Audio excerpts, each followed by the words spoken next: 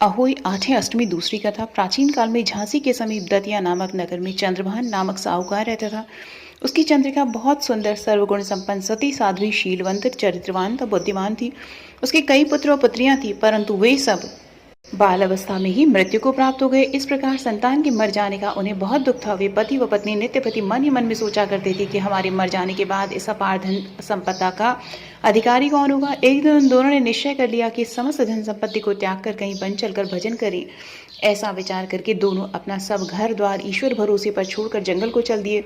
जब चलते चलते थक जाते तो कुछ देर ठहर कर विश्राम करते और फिर चल पड़ते। इस प्रकार चलते चलते वे दोनों प्राणी बद्रिकाश्रम के समीप शीतल कुंड पर जा पहुंचे। वहां पहुंचकर उन दोनों ने खान पान आदि सब त्याग दिया और निराहार अपने प्राणों को त्याग देने का निश्चय कर लिया। इसी तरह बिना आहार और जलपान के जब 7 दिन व्यतीत कर दिए, तब 7वें दिन आकाशवाणी हुई कि तुम दोनों प्राणी अपने प्राण मत त्यागो।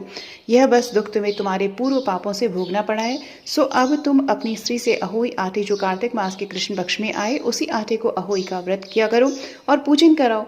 तब अहोई नामक देवी प्रसन्न होकर तुम्हें साक्षात दर्शन देंगी। अब तुम उससे अपने पुत्रों की दीर्घायु मांग लेना और व्रत के दिन तुम रात्रि को राधा कुंड में स्नान करना।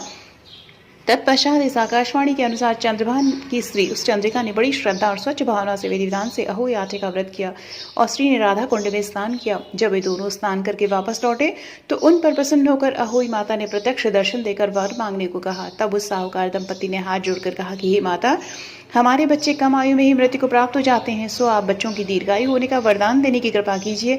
अहोई माता ने उन दोनों की मनोवृत्ति को जानकर उन्हें मुंह मांगा वरदान दे दिया। यह कहकर अहोई माता वहीं अंतर्ध्यान हो गई। इसके बाद साहूकार साहूकारनी लौटकर अपने घर आ गए और अहोई माता की कृपा से कुछ ही दिनों बाद पुत्रवान हो गए। गुणवान बुद्धिमान पुत्र पाकर आनंद विभोर हो गए।